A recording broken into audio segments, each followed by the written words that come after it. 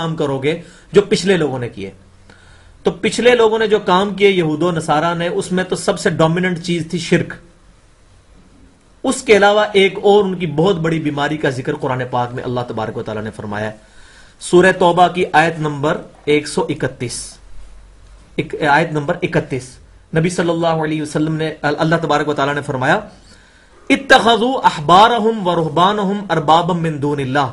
یہود و نصارہ نے اللہ کو چھوڑ کر اپنے علماء کو، اپنے مولویوں کو، اپنے جوگیوں کو، اپنے صوفیوں کو اپنا رب مان لیا تھا. احبار کہتے ہیں ان علماء کو جو علم کی گہرائی میں پہنچے ہوں، اور راہب کہتے ہیں وہ لوگ جو کہ گوشہ نشینی اختیار کرتے تھے، جوگی صوفی وغیرہ. تو ان لوگوں نے، یہود و نصارہ نے، اللہ کو چھوڑ کر اپنے علماء کو اور اپنے صوفیوں، مولویوں اور جوگیوں کو اپنا رب مان لیا ہوا تھا. اب اس آیت کی تفسیر میں خود نہیں کرتا.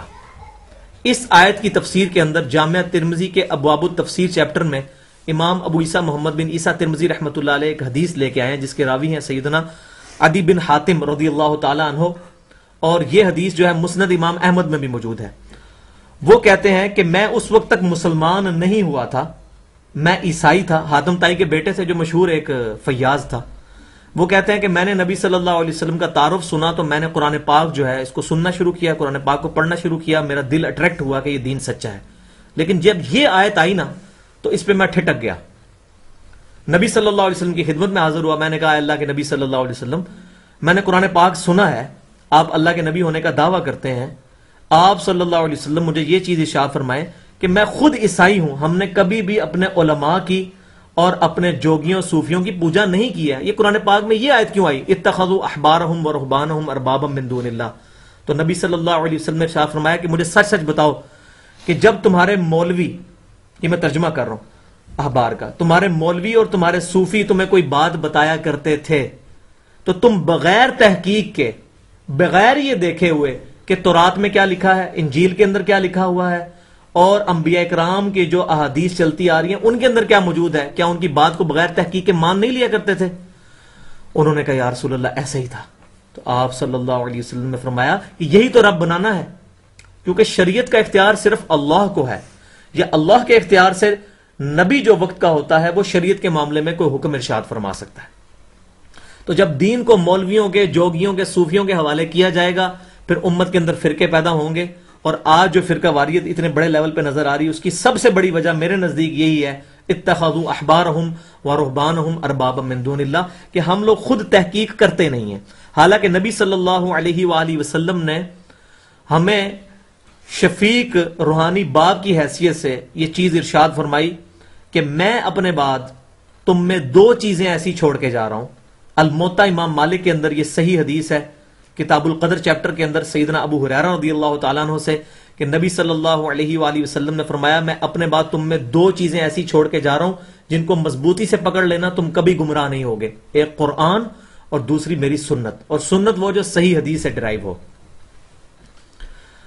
تو یہ دو چیزیں نبی صلی اللہ علیہ وسلم نے امت کے لیے چھوڑی کہ جو ان کو پکڑے گا وہ گمراہی سے بچے گا. لیکن اتنے افسوس کی بات ہے کہ ہمارے یہاں پر سب کانٹیننٹ کے اندر مولوی یہ کہتا ہے کہ جو قرآن حدیث ڈائریکٹ پڑھے گا وہ گمراہ ہو جائے گا.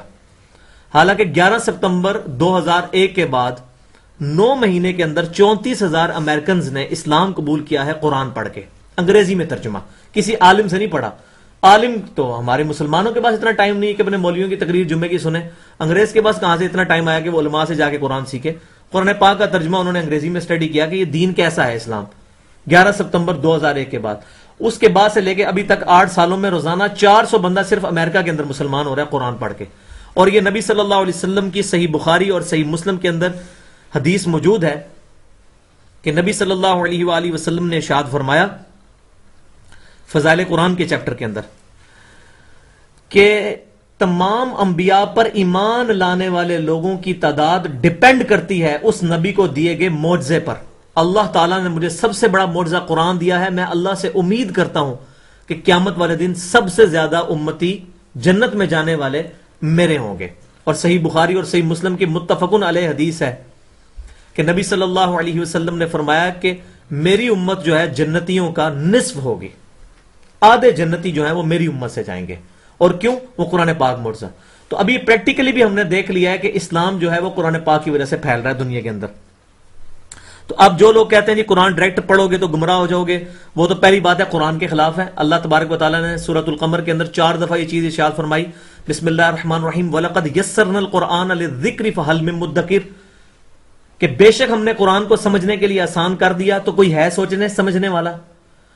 اور جو لوگ یہ حرکت کر رہے ہیں کہ قرآن جو ہے ڈائریکٹ جو پڑھیں گے گمراہ ہو جائیں گے، ان کے ساتھ قیامت والے دن کیا حشر ہونے والا ہے، نبی صلی اللہ علیہ وسلم اللہ تعالیٰ کی بارگاہ میں ان کی شکایت لگائیں گے. چنانچہ سورۃ الفرقان کی آیت نمبر 30 کے اندر ہے کہ اللہ تبارک و تعالیٰ ارشاد فرماتا ہے، بسم اللہ الرحمن الرحیم